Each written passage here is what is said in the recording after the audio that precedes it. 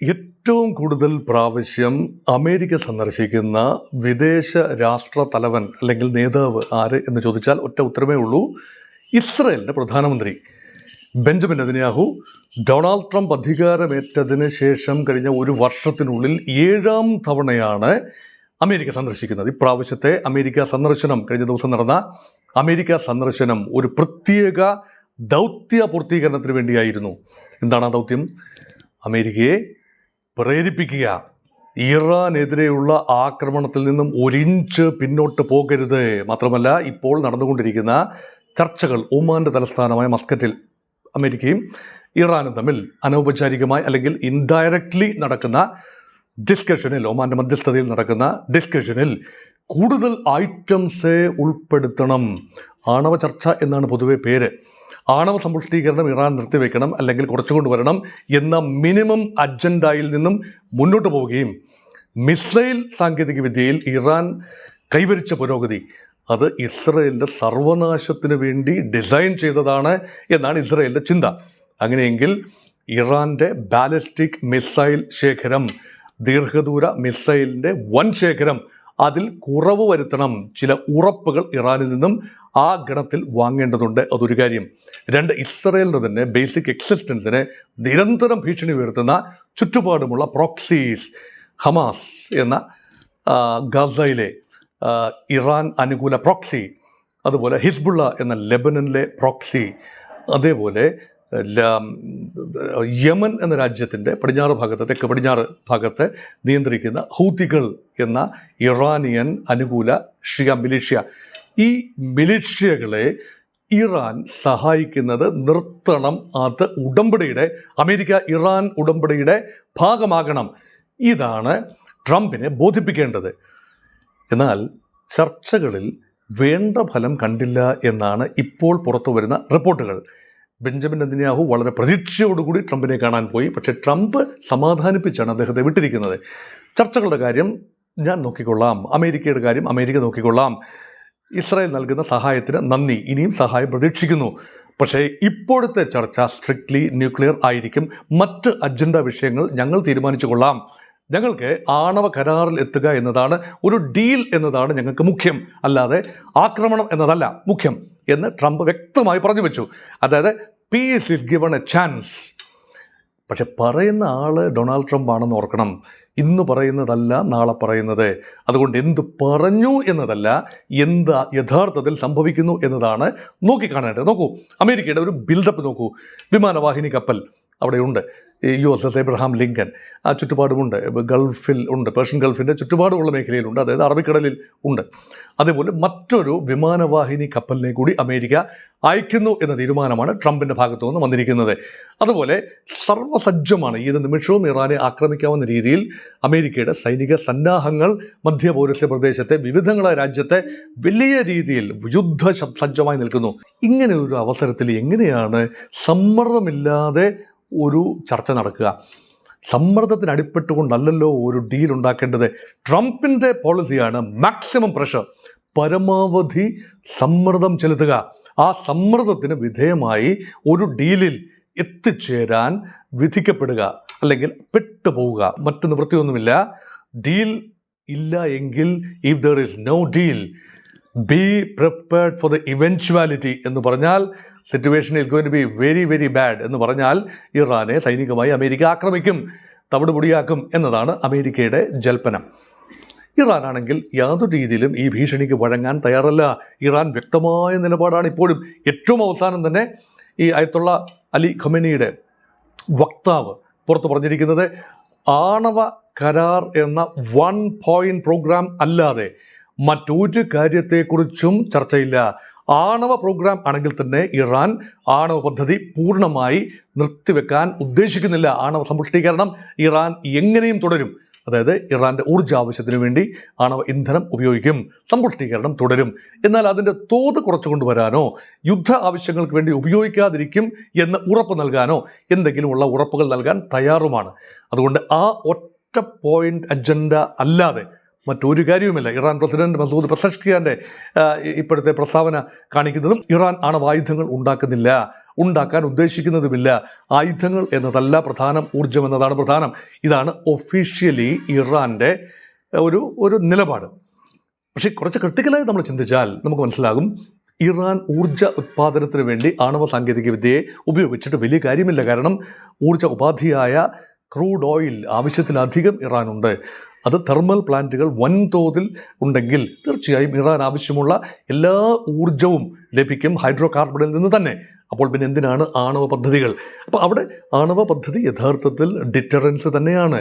അമേരിക്കയോ ഇസ്രയേലോ മറ്റേതെങ്കിലും രാജ്യവും ഇറാനെതിരെ കടന്നുകയറ്റത്തിന് മുതിരുകയാണെങ്കിൽ അത് തടയാനുള്ള ഒരു വജ്രായുധം എന്ന നിലയിൽ, ഒരു ഡിറ്ററൻറ്റ് എന്ന നിലയിൽ ഇന്ത്യ ഉപയോഗിക്കുന്നതും ഡിറ്ററൻറ്റ് എന്ന നിലയിലാണ്. ഇന്ത്യ ആരെയും ആക്രമിക്കാൻ വേണ്ടിയല്ല ആണവായുധങ്ങൾ കൈവശം വെക്കുന്നത്, മറിച്ച് മറ്റു രാജ്യങ്ങളാൽ ആക്രമിക്കപ്പെടാതെ ഇരിക്കേണ്ടതിന് ആണവായുധങ്ങൾ കൈവശമുണ്ടാകേണ്ടത് ഒരു ബേസിക് സെക്യൂരിറ്റി നെസസിറ്റിയാണ്. ആ രീതിയിലാണ് ഇറാൻ അതിനെ കാണുന്നത്. പക്ഷേ അത് പുറത്ത് പറയാൻ നിവൃത്തിയില്ലാത്തതുകൊണ്ട് ഇങ്ങനെയൊരു നിലപാടാണ് പുറത്ത് പറഞ്ഞത് എന്ന് മാത്രം. ഇനി എന്താണ് സംഭവിക്കുക? അടുത്ത റൗണ്ട് നെഗോസിയേഷൻ ഉണ്ടാവും. ബിബി തിരിച്ചുപോയി. ബിബി എന്ന് പറയുന്നത് ബെഞ്ചമിൻ നെതന്യാഹുവിനെ ട്രംപ് വിളിക്കുന്ന ഓമന പേരാണ്. ബിബി എന്ന പേരിലാണ് അദ്ദേഹം ഡിപ്ലോമാറ്റിക് സർക്കിൾസിൽ, വളരെ അടുപ്പമുള്ള സർക്കിൾസിൽ അറിയപ്പെടുന്നത്. അദ്ദേഹം തിരിച്ചുപോയി. ബോർഡ് ഓഫ് പീസിൻ്റെ മീറ്റിംഗ് അടുത്ത ആഴ്ച നടക്കേണ്ടതാണ്. ഫെബ്രുവരി മാസം 19 നടക്കേണ്ട ഗാസ ബോർഡ് ഓഫ് പീസ്, അത് വലിയ പ്രതീക്ഷയോടുകൂടി ട്രംപ് കാണുന്ന ഒന്നാണ്. കാരണം ട്രംപിൻ്റെ പദ്ധതിയാണത്. ബോർഡ് ഓഫ് പീസ് പരമാവധി രാജ്യങ്ങളെ ഉൾപ്പെടുത്തി ഒരു സമാധാന പീസ്, അത് യുണൈറ്റഡ് നേഷൻസിൻ്റെ ബദലായ ഒരു സംവിധാനമാണെന്ന് പോലുമുള്ള ആക്ഷേപവും ആരോപണവും ഉണ്ടാകുന്നു. പക്ഷേ അതിൽ ഉറച്ചു നിൽക്കുകയാണ് ഡൊണാൾഡ് ട്രംപ്. അതിൽ തന്ത്രപരമായി ഇസ്രായേൽ അതിൽ പങ്കാളിയാണ്, അതിൽ ഭാഗഭാക്കാണ് എങ്കിൽ പോലും അത് സൈൻ ചെയ്യാനായി അമേരിക്കയിലല്ലേ അതിൻ്റെ ആദ്യ സമ്മേളനത്തിൽ, ഫണ്ട് റൈസിംഗ് സമ്മേളനത്തിൽ പങ്കെടുക്കാനായി ബെഞ്ചമിൻ നെതന്യാഹു അമേരിക്കയിലേക്ക് പോകാനിരുന്നതാണ്. പക്ഷേ ആ പോക്കാണ് പ്രീപോൺ ചെയ്തുകൊണ്ട് നേരിട്ട് അമേരിക്കൻ പ്രസിഡന്റിനെ ഒന്ന് കണ്ട് ഗുണദോഷിക്കാം എന്ന് കരുതി പോയത്. വെറും കൈയോടെ തിരിച്ചു വന്ന ഇസ്രായേലി പ്രധാനമന്ത്രിയെ കാണുന്നു. അടുത്ത ആഴ്ചത്തെ മീറ്റിങ്ങിൽ പോകുന്നതുമില്ല എന്നാണ് ഇപ്പോൾ നെതന്യാഹുവിൻ്റെ ഓഫീസിൽ നിന്നും അറിയിക്കുന്നത്. അതിനർത്ഥം പൂർണ്ണമായി ഇസ്രായേൽ സംതൃപ്തരല്ല. ഗാസയുടെ സമാധാന പ്രക്രിയ ട്രംപ് ഉദ്ദേശിക്കുന്നതനുസരിച്ച് മുന്നോട്ട് പോകുന്നത് ഇസ്രായേൽ പൂർണ്ണമായി സ്വീകാര്യമല്ല. അവിടെ ഇസ്രായേലിൻ്റെ ശത്രുക്കളായ തുർക്കിയും മറ്റ് ചില നിർണായക രാജ്യങ്ങളും ഒക്കെ അവിടെ കടന്നു, ഇന്തോനേഷ്യ പോലും അവിടെ കടന്നു വരുന്നു ബോർഡ് ഓഫ് പീസിൻ്റെ ഭാഗമായി. ഇന്ത്യ ഉൾപ്പെടെയുള്ള രാജ്യങ്ങൾ ആ ക്ഷണം സ്വീകരിച്ചിട്ടില്ല. യൂറോപ്പിലെ പ്രമുഖരായ പല രാജ്യങ്ങളും, ബ്രിട്ടനും ഫ്രാൻസും ഉൾപ്പെടെയുള്ള പ്രമുഖ അമേരിക്കൻ അലൈസായ രാജ്യങ്ങൾ ആ ഒരു കെണിയിൽ, അമേരിക്കൻ കെണിയിൽ വീണിട്ടില്ല. പക്ഷേ പല അറബ് രാജ്യങ്ങളും പല സാധാരണ ന്യൂട്രൽ രാജ്യങ്ങളും എല്ലാം തന്നെ അതിൽ പങ്കെടുക്കുന്നു. അതുകൊണ്ട് അത് ഇസ്രായേലിനെ പൂർണ്ണമായി, അമേരിക്ക കൊണ്ടുവന്ന പദ്ധതി ആയതുകൊണ്ട് നേരിട്ട് എതിർക്കാനും വയ്യ, എന്നാൽ പൂർണ്ണമായി അത് ഉൾക്കൊള്ളാനും അംഗീകരിക്കാനുമുള്ള മാനസികാവസ്ഥയിലല്ല ഇസ്രായേൽ. അതോടൊപ്പം തന്നെ ഇറാൻ്റെ വിഷയവും ചേർത്ത് വായിക്കുകയാണ് ഇപ്പോൾ. കാരണം ഇസ്രായേൽ അനുഭവിക്കുന്ന സുരക്ഷാ ഭീഷണി അറബി രാജ്യങ്ങളിൽ നിന്ന് അല്ല എന്നത് വ്യക്തമാണ്. മറിച്ച് അതിർത്തി പങ്കിടാത്ത രാജ്യവും എന്നാൽ ശക്തമായ ഒരു രാജ്യവുമായ ഇറാനിൽ നിന്ന് മാത്രമാണ് ഇസ്രായേൽ ഇന്നത്തെ രീതിയിൽ നേരിട്ടും അല്ലാതെയും, ഹൂതികളിലൂടെയും ഹമാസിലൂടെയും ഹിസ്ബുള്ളയിലൂടെയും എന്നത് ഇൻഡയറക്റ്റാണ്, അല്ലാതെ നേരിട്ടും. കാരണം 2 പ്രാവശ്യം ഇറാൻ ഇസ്രായേലിനെ ആക്രമിച്ചു. 200ഓളം മിസൈലുകളാണ് ഓരോ പ്രാവശ്യവും പാഞ്ഞത്. 2024 ഏപ്രിലിലും ഒക്ടോബറിലും അത്രത്തോളം മിസൈലുകൾ ഇറാൻ്റെ മിസൈലുകൾ ഇസ്രായേലിൽ വലിയ നാശം വിതച്ചു. 30ഓളം പേരാണ് മരണമടഞ്ഞത്. അപ്പോൾ തീർച്ചയായും നാളുകളിൽ ഇറാൻ്റെ ബാലിസ്റ്റിക് മിസൈലുകൾ അത് ആണവ പോർമുന വഹിക്കുന്നതാണെങ്കിലും അല്ലെങ്കിലും, ശബ്ദാതിവേഗ മിസൈലുകളാണെങ്കിലും അല്ലെങ്കിലും, ഡ്രോണുകൾ, റോക്കറ്റുകൾ, മിസൈലുകൾ, അതെല്ലാം തന്നെ ഇസ്രായേലിൻ്റെ അയൺ ഡോമിൻ്റെ ശക്തി പരീക്ഷിക്കാൻ പോന്നതാണ്. അതുകൊണ്ടാണ് അത് മുളയിലെ നുള്ളുക എന്ന ഒരു പ്രമാണം അമേരിക്കയ്ക്ക് തങ്ങൾക്ക് നേരിട്ട് സാധിക്കുന്നില്ല എങ്കിൽ അമേരിക്കയെ കൊണ്ട് അത് സാധിപ്പിക്കുക, അല്ല എങ്കിൽ അമേരിക്കയുടെ ഒരു ഉറപ്പ് ലഭിക്കുക, നിങ്ങൾ ആക്രമിച്ചോളൂ. കഴിഞ്ഞ പ്രാവശ്യം 2025 ജൂണിൽ സംഭവിച്ചതുപോലെ നിങ്ങൾ കയറി അടിച്ചോളൂ, ഞങ്ങൾ പിന്നിലുണ്ട് എന്നെങ്കിലും അമേരിക്കയെ കൊണ്ട് പറയിപ്പിക്കുക. പക്ഷേ അത് സംഭവിച്ചിട്ടില്ല. അമേരിക്ക കമാന്നൊരു ശ്രമക്കാര്യത്തിൽ പറഞ്ഞിട്ടില്ല, ഞങ്ങളുടെ പാട്ടിന് വിട്ടേക്കൂ, ഞങ്ങളത് കൈകാര്യം ചെയ്തു കൊള്ളാം. ഇപ്പോൾ കടിഞ്ഞാൺ അമേരിക്കയുടെ കയ്യിലാണ്. നേരത്തെ കടിഞ്ഞാൺ ഇസ്രായേലിൻ്റെ കയ്യിലായിരുന്നു. അത് മറ്റൊരു യുദ്ധമാണ്. അതായത് ഇറാനുമായി നേരിട്ടല്ലല്ലോ ഇസ്രായേൽ ഏറ്റുമുട്ടിയത് ആദ്യം. ഹമാസുമായുള്ള യുദ്ധത്തിൽ ഇസ്രായേലിന് നേരെ ഇറാൻ മിസൈലുകൾ അയച്ചപ്പോഴാണ് ഇറാന് നേരെ ഇസ്രായേലും പ്രതികരിച്ചത്. അതൊരു യുദ്ധമായി 12 ദിവസം നീണ്ടുന്ന യുദ്ധം നമുക്കറിയാമല്ലോ. American B-2 bombers, B-2 spirit bombers അവസാനം ഇറാൻ്റെ ആണവ നിലയങ്ങൾ, ഇസ്ഫഹാനിലും ഫർദോയിലും ഒക്കെയുള്ള ആണവ നിലയങ്ങൾ ബങ്കർ ബസ്റ്റർ ബോംബുകൾ ഉപയോഗിച്ചുകൊണ്ട് ഭാഗികമായെങ്കിലും തകർത്തു എന്നാണ് റിപ്പോർട്ടുകൾ. അതാണ് യുദ്ധം അവസാനിക്കാനുള്ള കാരണം. പക്ഷേ യുദ്ധം പൂർണ്ണമായി അവസാനിച്ചിട്ടില്ല. സായുധ സന്നാഹങ്ങൾ എല്ലാം തന്നെ അവിടെ തുടരുന്നു. ഒരു വശത്ത് യുദ്ധസന്നാഹങ്ങൾ, മറുവശത്ത് രണ്ടാം റൗണ്ട് നെഗോസിയേഷൻ.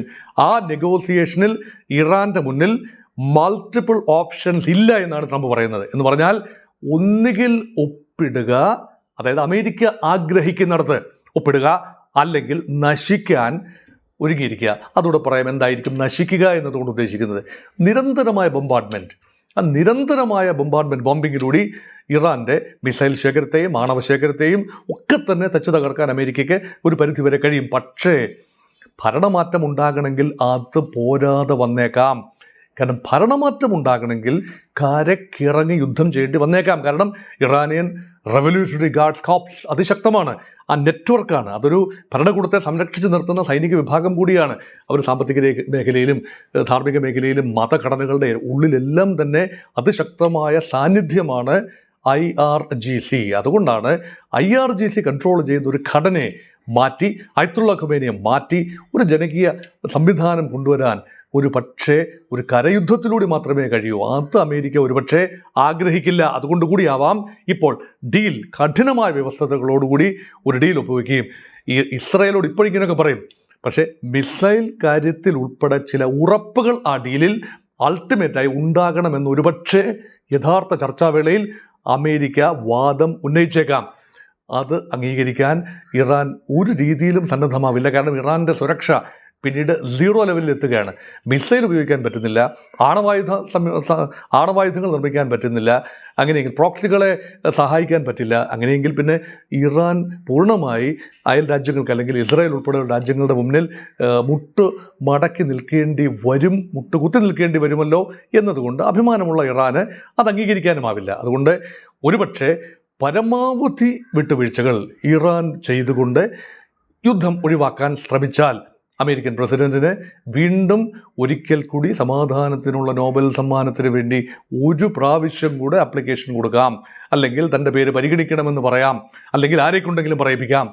ഇതൊക്കെ തന്നെയാണ് നടക്കുന്നത്. അതുകൊണ്ട് യുദ്ധം ചെയ്തു കഴിഞ്ഞാൽ യഥാർത്ഥത്തിൽ ഒരു ഡീൽ മേക്കർ, ട്രംപിൻ്റെ ഒരു പ്രതിച്ഛായ തന്നെ ഇങ്ങനെയാണല്ലോ, ഡീൽ മേക്കർ. ലോകത്തെ അറിയപ്പെടുന്ന ഏറ്റവും പ്രധാനപ്പെട്ട ഡീൽ മേക്കറാണ് ട്രംപ്.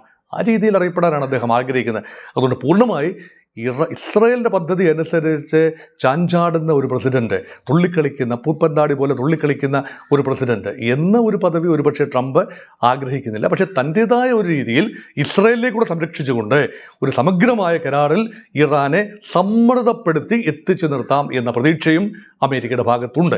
ആ രീതിയിലാണ് ഇപ്പോൾ കാര്യങ്ങൾ മുന്നോട്ട് പോകുന്നത്.